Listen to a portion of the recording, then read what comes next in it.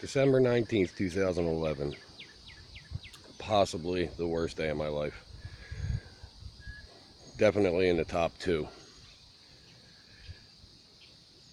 We had been Christmas shopping, me and my wife, with my niece Chrissy.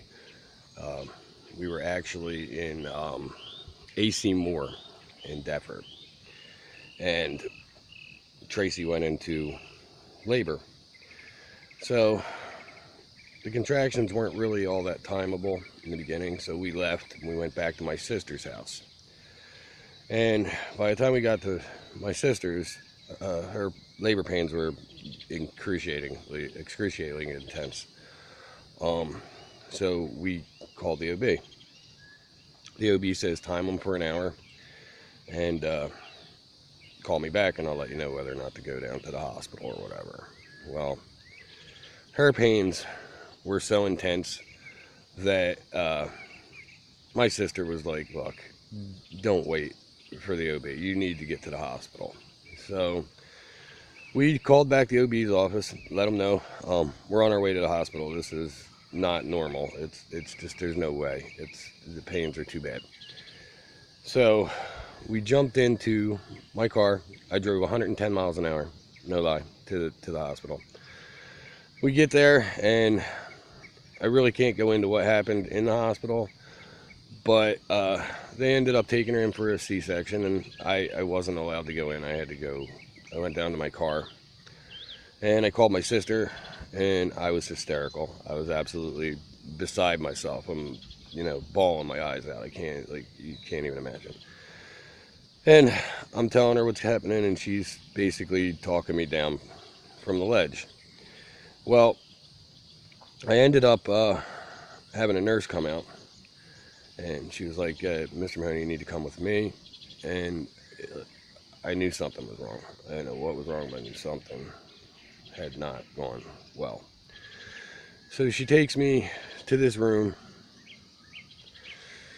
and I walk into the room, and I see my son basically laying on a table with a big light shining down on him. Tubes everywhere. It looked like it's one of them scenes from an alien abduction movie. It was insane. So I'm like, fuck it. I don't even. I'm gonna have to obviously edit that out, but I'm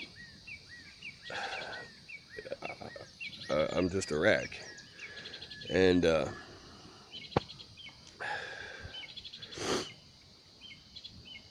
doctor says to me, like, they have to take him and send him to another hospital if I want him to have any chance of living. And is that something that I want to do?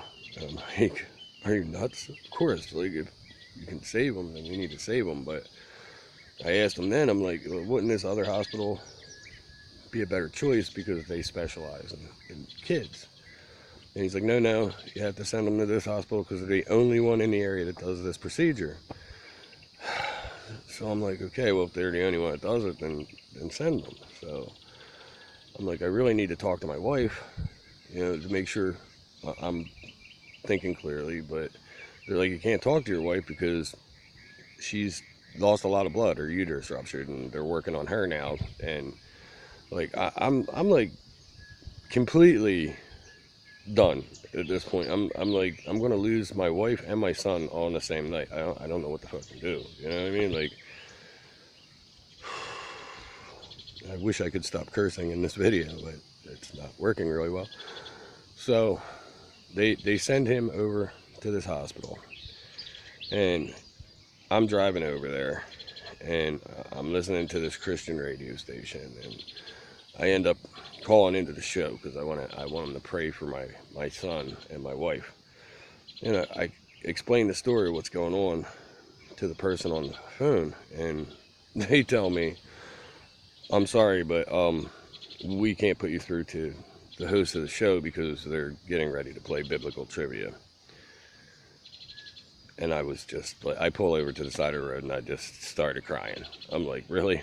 Like, even God has no interest in helping me tonight. You know what I mean? It was horrible. But